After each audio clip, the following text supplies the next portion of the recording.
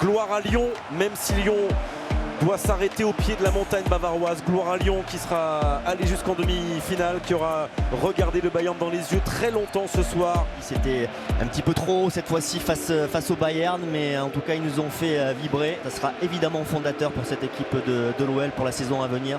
Félicitations à eux.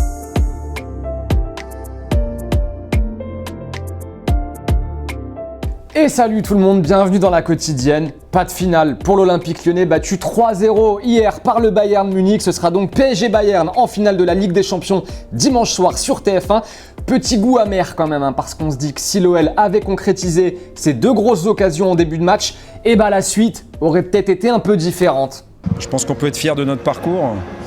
On n'a pas à rougir du match de ce soir, on peut même être fier de notre match de ce soir. Ce qui nous a manqué ce soir, c'est d'ouvrir le score, alors qu'on a les deux plus belles occasions. Il aurait fallu un peu de réussite, on a tiré sur le poteau. Et puis on se retrouve mené 1-0 sur un exploit individuel de Niabri, alors qu'on n'avait rien concédé, 0 occasion à ce moment-là. Donc je pense qu'il y a eu un sentiment d'injustice. Et c'est vrai qu'elles font mal, ces deux occasions non concrétisées par Memphis Depay d'abord et Karl Toko Ekambi derrière. D'ailleurs, juste en regardant les réactions des supporters pendant le match, tu sais qu'il se passe quelque chose de sale.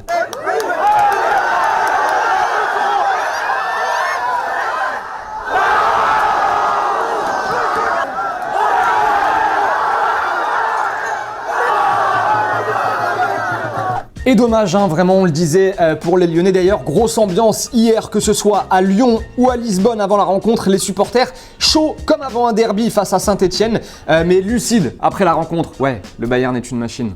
Techniquement, c'est un peu plus faible, mais bon, on était vaillants, mais ça suffit pas, quoi. À ce niveau-là, on a des occasions, on les rentre pas. Faut quand même être fier d'être lyonnais parce qu'on est arrivé en demi, c'est quand même assez historique. On peut pas leur en vouloir. Très beau match. Les 10-15 premières minutes, ça se jouait, mais après, le Bayern a planté. Ça fout un peu les boules quand même. Et ce sera donc Paris désormais pour le Bayern en finale. Match particulier pour les Frenchies du Bayern, et ils sont nombreux, enfin particulier, mais pas d'état d'âme, pas du tout d'état d'âme même pour Kingsley Coman, formé au PSG, mais là, il n'y a plus d'amis. C'est un peu spécial parce que j'ai été formé là-bas, mais comme je l'ai dit, je suis au Bayern, mon cœur est 100% au Bayern et je veux la gagner, il n'y aura pas de pari ou d'amis. Ok Kingsley, et Benjamin Pavard, il en pense quoi de tout ça? En français, s'il te plaît Benjamin Pavard. C'est en français, rassure-moi. On joue depuis le début pour gagner cette compétition. Après, on joue Paris. Je suis content que ça soit Paris parce que c'est un club français. Après, sur le terrain, on va pas penser à ça. On va penser à la gagne et de remporter cette Champions League. En tout cas, il y en a un que la finale n'intéresse plus beaucoup, forcément. C'est Rudy Garcia, qui d'ailleurs ne sait même pas s'il la regardera cette finale. Comment vous voyez les chances du Paris Saint-Germain? Ça m'intéresse pas. Pour l'instant, je suis trop déçu de cette demi-finale. Peut-être regarderai-je la finale, j'en sais rien, mais on verra bien, c'est pas le moment de parler de ça. Et petite question du jour, les amis, après le match d'hier, on a vu que Lyon s'est quand même créé des occasions. Lyon aurait pu marquer. Êtes-vous confiant pour le Paris Saint-Germain en finale face au Bayern Munich? Est-ce que Paris a largement les moyens de le faire ou alors ce sera très chaud malgré tout? Dites-nous ce que vous en pensez, on sélectionnera 2 commentaires demain. Et d'ailleurs, bravo à ceux qui nous avaient prédit le petit 3-0 du Bayern. Encore une fois, vous avez été nombreux, on en poste quelques-uns, mais bien vu.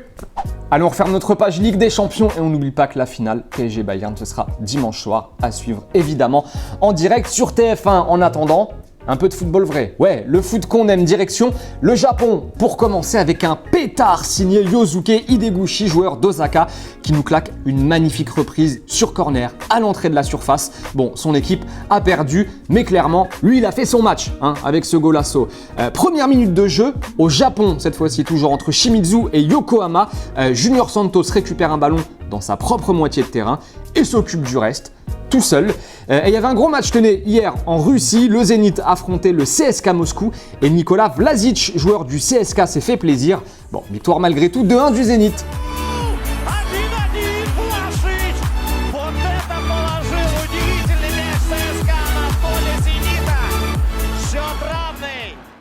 Et sinon, pendant ce temps-là, en Espagne, c'est désormais officiel. On le savait avant que ce soit officiel, mais Ronald Koeman sera donc bien le nouvel entraîneur du Barça. C'est officiel. On rappelle quand même qu'en tant que joueur, il a disputé plus de 250 matchs avec les Blaugrana entre 1989 et 1995. Le Néerlandais s'est engagé pour 2 saisons et il est content.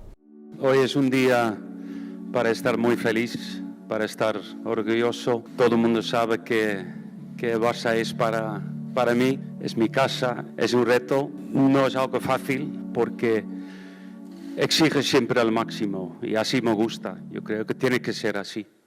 Et Arsenal tenait sur ses réseaux sociaux hier à présenter son nouveau maillot extérieur. Alors c'est un petit peu osé de la part d'Arsenal. Dites-nous ce que vous en pensez. En tout cas, il a été présenté comme une œuvre d'art, le maillot.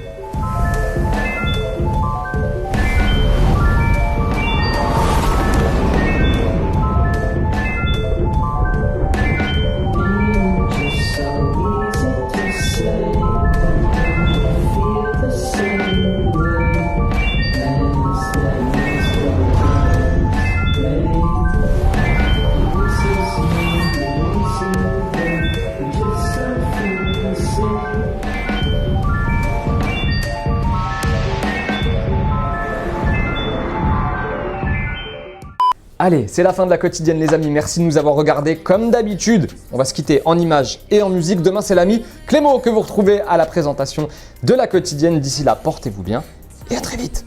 Ciao.